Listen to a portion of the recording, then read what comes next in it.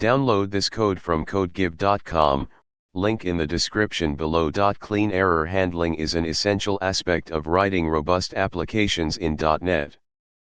It helps ensure that your application can gracefully handle unexpected situations without crashing or producing misleading results. This tutorial will cover best practices for error handling in .NET, focusing on exceptions, logging, and user feedback. 1. Understanding exceptions. In .NET, exceptions are used to handle errors. An exception is an object that represents an error or unexpected behavior in your application. You can throw exceptions when a problem occurs and catch them to respond appropriately. 2. Use of try-catch blocks. The primary mechanism for error handling in .NET is the try-catch block. You place code that might throw an exception inside the try block, and you handle exceptions in the catch block. Example. Here's a simple example of using a try-catch block. Sharp. Using system. Public class program. Public static void main. Try. Int result equals divide, 10, 0. Console.readAline, $result, result. Catch, divide by 0 exception x. Console.readAline, $error, ex message. Catch, exception x. / catch any other exceptions. Console.readAline, $an unexpected error occurred, ex message. Public static int divide, int numerator, int denominator. Return numerator / denominator, / this will throw divide by 0 exception if denominator is 0. 3. Specific exception handling. It's a good practice to catch specific exceptions before catching more general ones. This allows you to provide tailored responses to different error conditions. 4. Logging exceptions. Logging exceptions is crucial for debugging and understanding issues in production. You can utilize libraries like nlog, Serolog, or log4net for logging. Example. Here's how to log exceptions using Serolog. 1. First, install the Serolog NuGet package. Bash.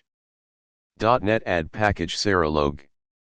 .NET add package serolog.syncs.console. 2. Set up logging in your application. Sharp.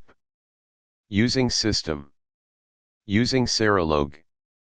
Public class program. Public static void main.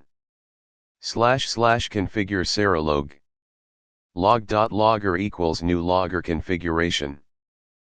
Minimum level. Debug. Write to console. Create logger. Try. Int result equals divide, 10, 0. Console.readAline, $result, result. Catch, divide by 0 exception x. Log.error, x, attempted to divide by 0. Console.readAline, error, cannot divide by 0. Catch, exception x. Log.error, x, an unexpected error occurred. Console.readAline, an unexpected error occurred. Finally, log.close and flush, / ensure all logs are written out. Public static int divide, int numerator, int denominator. Return numerator / denominator. 5. Using finally block. The finally block is optional and can be used for cleanup code that needs to execute regardless of whether an exception occurred. 6. Custom exceptions. Sometimes, you might want to create your own exception types to represent specific error conditions in your application. Example. Sharp. Public class custom app exception, exception. Public custom app exception, string message, base, message. Public class program. Public static void main. Try. Throw new custom app exception, this is a custom application error. Catch, custom app exception X. Console.write $custom error, EX message. 7 Summary of best practices. Use specific exceptions, always catch specific exceptions before more general ones. Log errors, use a logging framework to log exceptions for future analysis.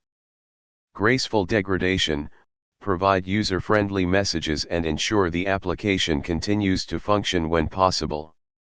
Custom exceptions, define custom exceptions for more meaningful error handling.